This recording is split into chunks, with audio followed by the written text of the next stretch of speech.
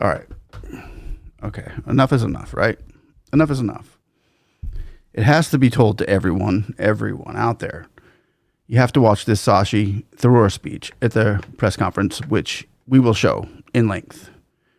Because the message it sends, it's a warning that really just shouldn't be taken lightly. And a message that if our country, the United States, doesn't take serious and join with them immediately, well, it won't be good. Really, let me just say it won't be good.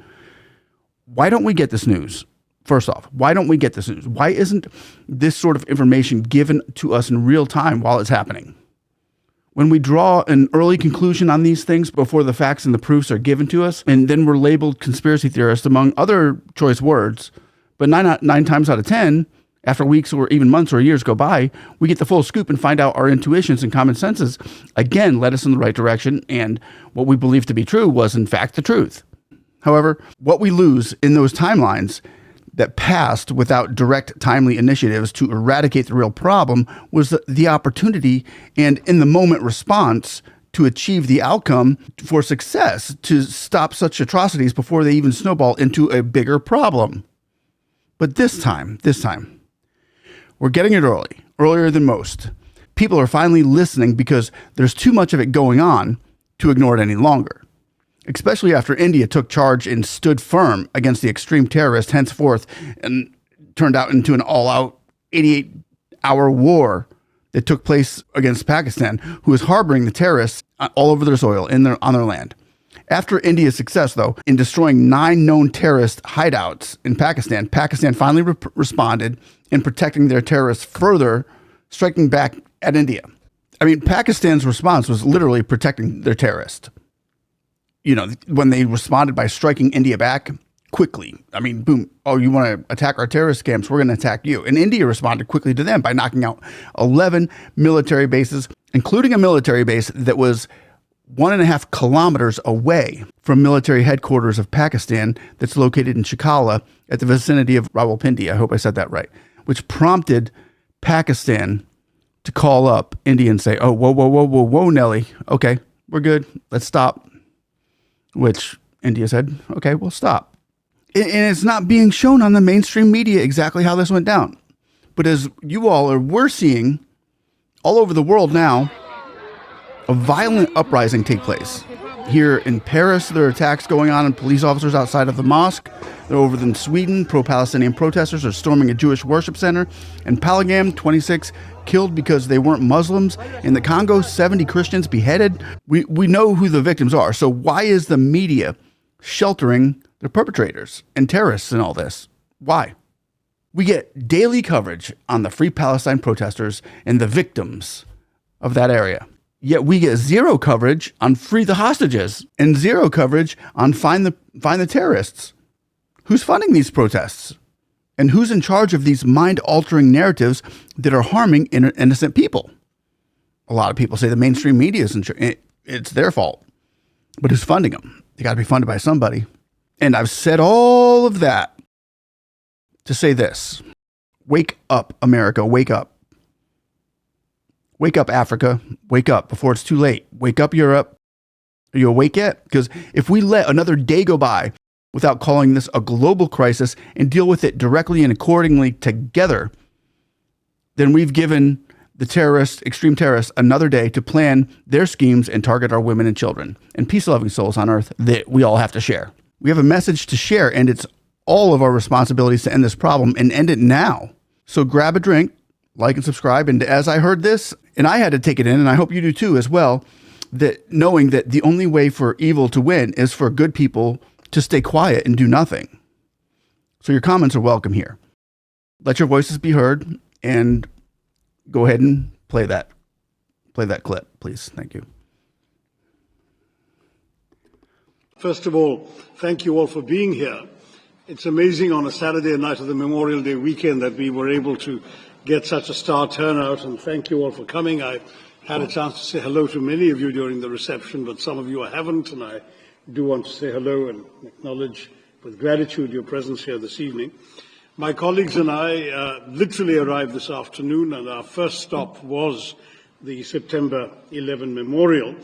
It was obviously a very moving moment for us, but it was also meant to send a very strong message that we are here in a city which is bearing still the scars of that savage terrorist attack, in the wake of yet another terrorist attack in our own country. Unlike the US, I'm afraid we've had to endure a very much larger number of terrorist attacks in India.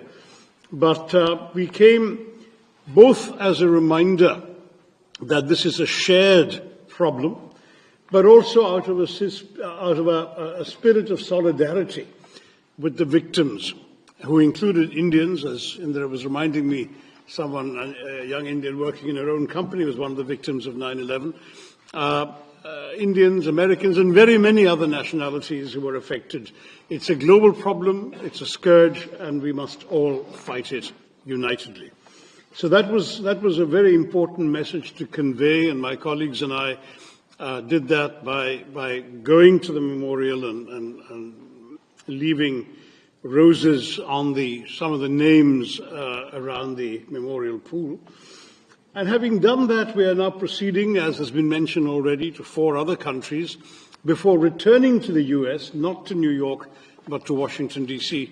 on the 3rd of June, when Congress will come back from its recess as well. So our idea is very much to speak to a cross-section of public and political opinion in each of the countries we're going to about recent events which obviously trouble a number of people around the world and which now have subsided. There is a reasonable amount of calm that's reigning on the border between India and Pakistan today, but the fundamental underlying problem remains, and it's important that we try and enlarge your understanding of our thinking and our concerns about what's going on. So it's for us an opportunity. We will be in every country meeting members of the executive, meeting members of the legislature, meeting think tankers and influential foreign policy experts, and at the same time interacting with the media and public opinion in every one of these places. Vinay had asked me to say a few words about what happened.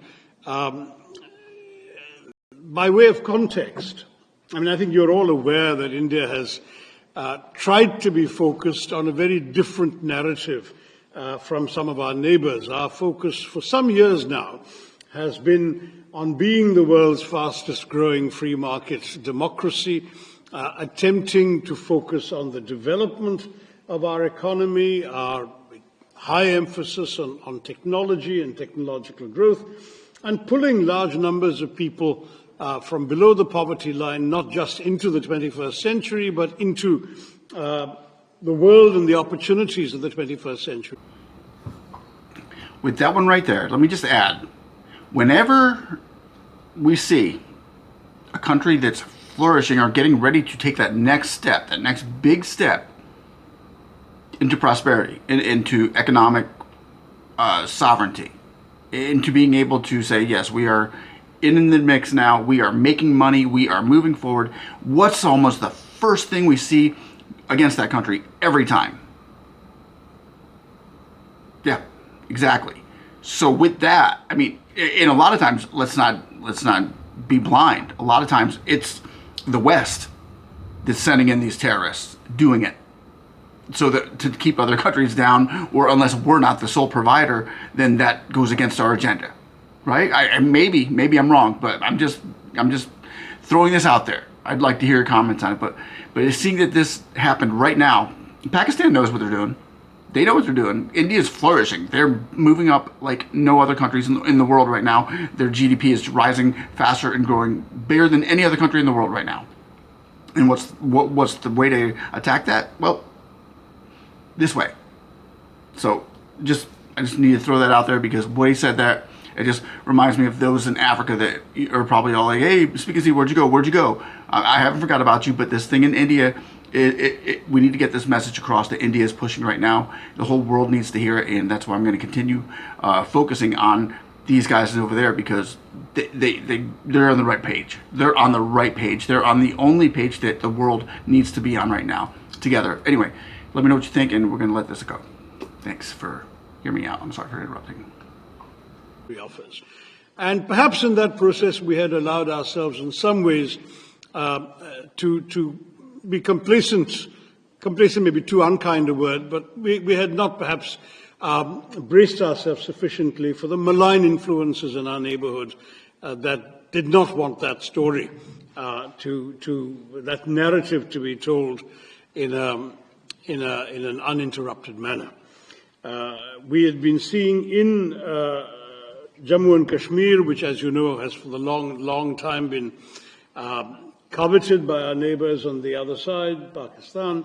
We had been seeing not just peace, but increasing prosperity. In fact, Vinay gave me this wonderful nugget that the number of tourists in Kashmir last year was double the number of tourists in Aspen, Colorado last year. So that was the kind of not just normalcy, but growth, prosperity that the people of Kashmir were enjoying as Indians and foreigners were flocking to Kashmir for tourism. So some people decided that they would want, first of all, to attack that process of normalization. Second, to undermine the overall Indian narrative as well as the prosperity of the people of Kashmir. Third, by doing so in an atrocious manner, that is, it was not just a terrorist attack of somebody indiscriminately blowing up people with a bomb, it was a bunch of people going around identifying the religion of the people before them and killing them on that basis, which was clearly intended to provoke a backlash in the rest of India, since the victims were overwhelmingly Hindu. In fact, 26 people died, 25 Indians and 1 Nepalese. And the Nepalese happened, of course, didn't get a chance to say he was Nepalese, but he was a Hindu, so he would have probably been killed anyway. And quite astonishingly, one person who wasn't killed was a Hindu professor who happened to be able to recite the Kalima, the first verse of the Quran, and therefore was not shot, which is a very interesting message. And it was very, very clearly, I mean, for us it was not that there was any doubt about the motives of these people, but it was particularly driven home. In many cases, the husband was shot and the wife was told to convey the message back that he was shot for his faith. And I'm very proud as an Indian to say that that did not happen, that there was no backlash, that Indians held together unitedly in the face of this atrocity. The Kashmiris, who are overwhelmingly Muslim, as you know, were not just completely distraught by what happened, but there was public rejection of this. The next day, the entire state downed its shutters. There was a public observance of support and solidarity for the victims. The state assembly as well, all shades of political opinion. One of the victims, I should have added, was a Kashmiri Muslim pony operator who attempted not just to save the lives of his customers, but to snatch the Kalashnikov of one of the killers, and it was turned against him. But others, I mean, I had a victim from my state of Kerala, who was a 61-year-old man who was walking in the meadow with his youngish daughter and her twin sons, aged 6, when they shot him. And I went to his home and called on his widow and his daughter and grandchildren. And it was very, very moving when this girl said that though she lost her father that day, she found 2 brothers. And the 2 brothers were 2 Kashmiri Muslim men who took her to safety, protected her sons, and eventually then accompanied her to the mortuary to identify her father's body and bring him back. So I give these examples just to say there was an extraordinary amount of togetherness cutting across religious and other divides that people had tried to provoke. But the message was very clear, that there was a malign intent that I've just spelled out for you. And India, sadly, had no reason to doubt where it came from. because within 1 hour of the atrocity, a group called the Resistance Front had claimed credit.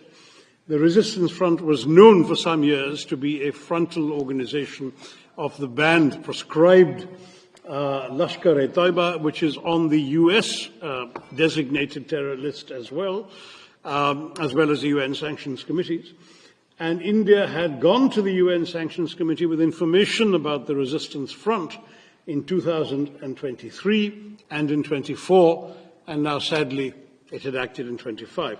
They repeated their claim the next day until, of course, global condemnation, I think, woke their handlers up to the dangers as represented, and then they deleted their claim on the third day. But by then, the claim had been made, recorded, registered, and reported.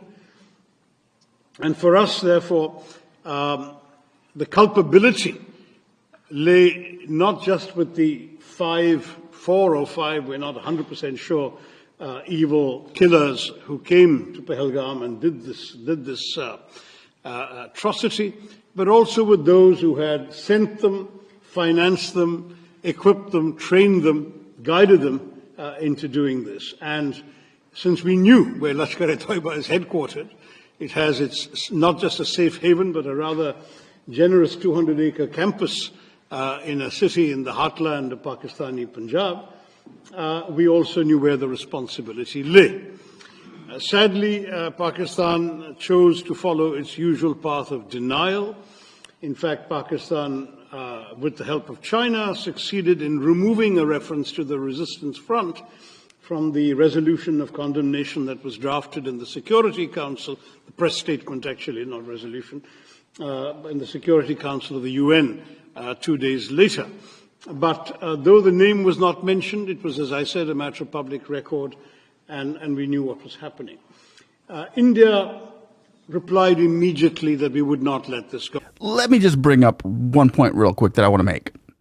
When we hear about those countries that are fighting against terrorism, that literally send people in to fight against terrorism, they have a certain ops for it. Where's China?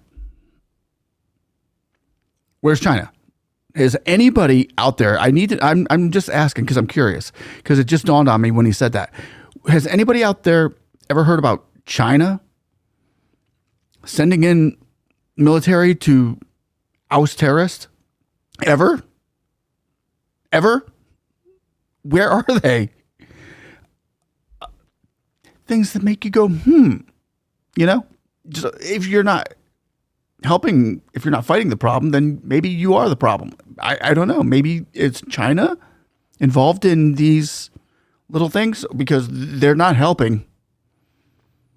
And we know that they don't like India. So, I mean, it's just dawning on me that maybe they have something to say other than we stand against terrorism. Well, show it. That's how you show it. That's how we know that you're for genuine, right? I'm just asking. I'm not trying to get anybody mad at me. I'm just trying to make conversation. Let me know down below. We'll continue. India replied immediately that we would not let this go unanswered. I don't work for the government. As you know, I work for an opposition party. But I myself authored an op-ed in one of India's leading papers, the Indian Express, within a couple of days, saying the time had come to hit hard but hit smart. And I'm pleased to say that's exactly what India did. On the night of the 6th, 7th of May, it was 6th here, it was 7th for us, at 1:05 in the morning, a time chosen deliberately to avoid any risk of too many civilians wandering about or any collateral damage, very precise and calibrated strikes took place on 9 specific known terrorist bases, headquarters, and launch pads. Those included those of the Lashkar-e-Taiba in a place called Muridke, those of the Jaish-e-Mohammed, the organization that is responsible, amongst other things, for the murder of Daniel Pearl, some of you knew in New York, and others, Jaish-e-Mohammed in Bahawalpur, and in Muzaffarabad, which is in Pakistan, the Pakistani-occupied part of Kashmir, there were no less than 3 different terror organizations which had their bases there, Harkat al-Ansar, Harkat al-Mujahideen, others. And so India sent a clear message, number one, that it was not going to take. Now, as this gentleman is talking about the 9 or 10 terrorist camps that were hit, probably more than any country's done in how long to fight against terrorism that India just did. Thank you, India. But I want to thank you again because he just said Daniel Param. He was the journalist that was taken, held hostage, and killed in Pakistan by terrorists. They killed that terrorist. They killed those terrorists. They killed our American journalist. So can we get a thank you? Because I remember Palki Sharma saying, don't expect a thank you from America. I thank you for it. I thank you for that, India. In America, the world should be thanking India for what they did. And as well, letting India, if they have to, lead the charge in fighting terrorist groups across the world. Pakistan, even if there's terrorism in India, I'm sure they know where they are. But I think that we need to take our hats off to these guys and let me know what you think down there. We need to start dealing with this immediately. But thanks again for avenging the death of our journalist, our Wall Street journalist. I believe he was a Wall Street journalist. And they took out the guys who took him out, took out our guy. So I know that was our job. And I didn't hear President Trump give a thank you for it, or J.D. Vance or Marco Rubio give a thank you for it. So I would like to thank you for it on all of American citizens' behalves, because now we're finally getting the news, and let me know what you think down below. We're going to let this go. I keep jumping in. Sorry. India sent a clear message, number one, that it was not going to take terror lying down. It would answer. But equally, that by delivering very precisely calculated, calibrated strikes on very specific targets, it was also sending a message that this was not meant to be the opening salvo in a protracted war, but just an act of retribution that we were prepared to stop with that act. In other words, not just in other words, it was officially conveyed. There is a regular hotline between the two Directors General of Military Operations. The message was conveyed that this was the intent, that it was pointed out that no military targets, no civilian targets, and no governmental targets had been hit, not even by accident, and that the message therefore had been delivered exactly and precisely to the terrorists and their handlers.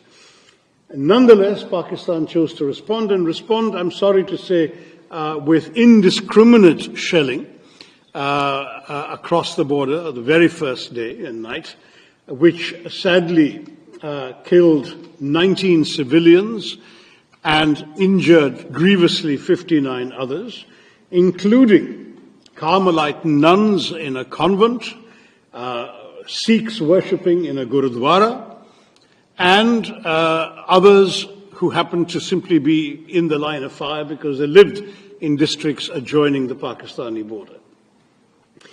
When this happened, India had no choice but to retaliate in kind. The matters got worse the next day as the Pakistanis followed up artillery shelling with a serious invasion of drones and missiles.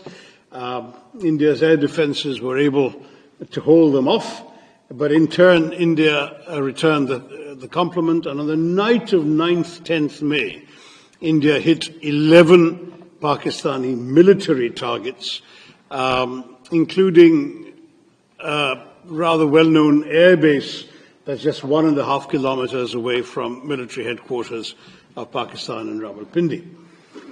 The following morning, we got a call, or our Director General of Military Operations got a call from the Pakistani Director General of Military Operations saying they'd like to stop this. And we said, we've been saying all along, we didn't want to start anything. We were just sending a message to terrorists. You started, we replied. If you stop, we'll stop. And they stopped. There was an 88-hour war. We look back on that with a great deal of frustration, because it needn't have happened at all. Lives have been lost. But at the same time, we look back on this experience with a steely and renewed sense of determination. There has now got to be a new normal. No one sitting in Pakistan is going to be allowed to believe that they can just walk across the border and kill our citizens with impunity. There will be a price to pay, and that price has been going up systematically. I'll just take you briefly through what happened. You may remember in 2015, well, you may not remember because this is our problem, not yours, but in 2015, in January, there was an attack on an Indian air base, a place called Pathankot. And our Prime Minister had just made a goodwill visit to Pakistan the previous month. On the 25th of December, he'd attended the birthday celebrations of then Pakistan Prime Minister Nawaz Sharif, whose granddaughter's wedding was on the same day. He'd given gifts. So when this happened, he was so astonished that he actually called the Pakistani Prime Minister and said, "Why don't you join the investigation? Let's solve who's doing this." And the Pakistani, you can imagine the horror of the Indian military establishment at this idea that Pakistani investigators are going to come to an Indian airbase. But they came. And they went back to Pakistan and said, "Oh, the Indians did it to themselves." That was the last straw. I mean, it was just we'd already gone through the horrors of 2008 in Mumbai when 170 people had been killed, and the Pakistani denials at that time were laid bare not just by the fact that we caught one of the terrorists alive and his identity, his address, his family, etc., were identified in Pakistan, but equally because that drama took place over 3 days during which Western intelligence agencies trained their recording devices, amongst other things, on Pakistani, the chilling voice of the Pakistani handler giving minute-by-minute instructions to the killers in Mumbai. So the evidence was there, there'd been denial, and that denial was proven to be completely false.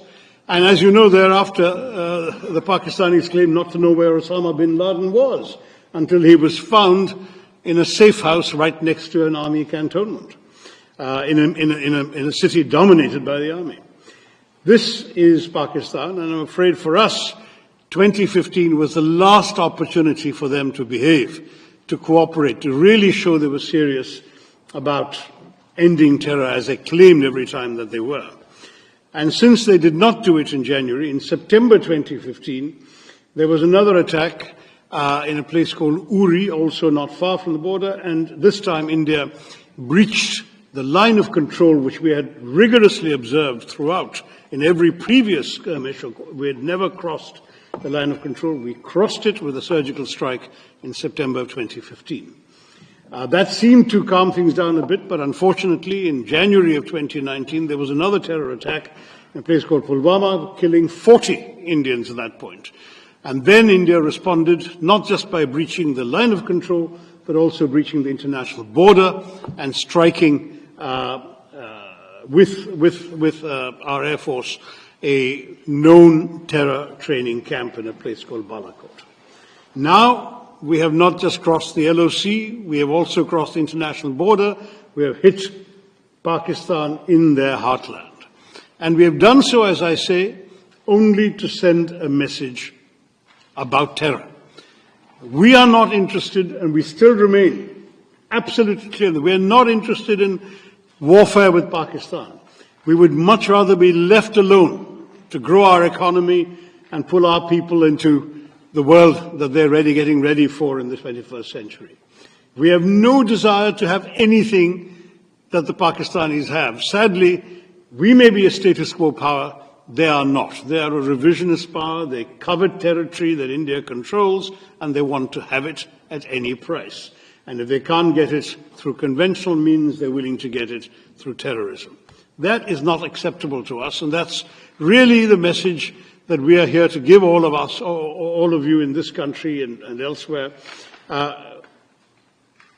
We are determined now that there's got to be a new bottom line to this. We have tried everything, international dossiers, complaints to sanctions committee, diplomacy, even this joint investigation attempt, everything has been tried.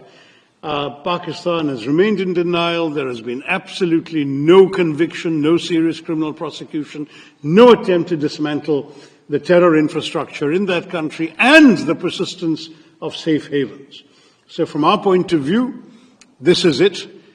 You do this, you're going to get this back. And we have demonstrated with this operation that we can do it with a degree of precision and with a degree of restraint that the world, we hope, will understand. We have a right to self-defense. We've exercised that right. We have not done so irresponsibly, and we have not done so in a way that would have warranted a wider conflagration.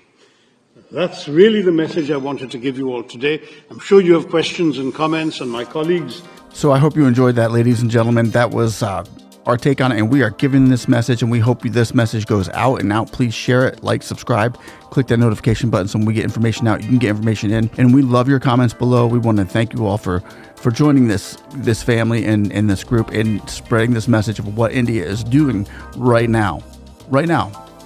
And I think that if the world could just jump in, join hands, this is the moment to do it. This is the time. When the spark, get that spark, you got to attack that and create this flame to where we can take care of business and do what we need to for the peace of the future for our children and the next further generations to come. Anyway, those are just my thoughts. Let me know what yours are down below. God is good. We'll see you on the next one. Have a blessed day. Bye-bye.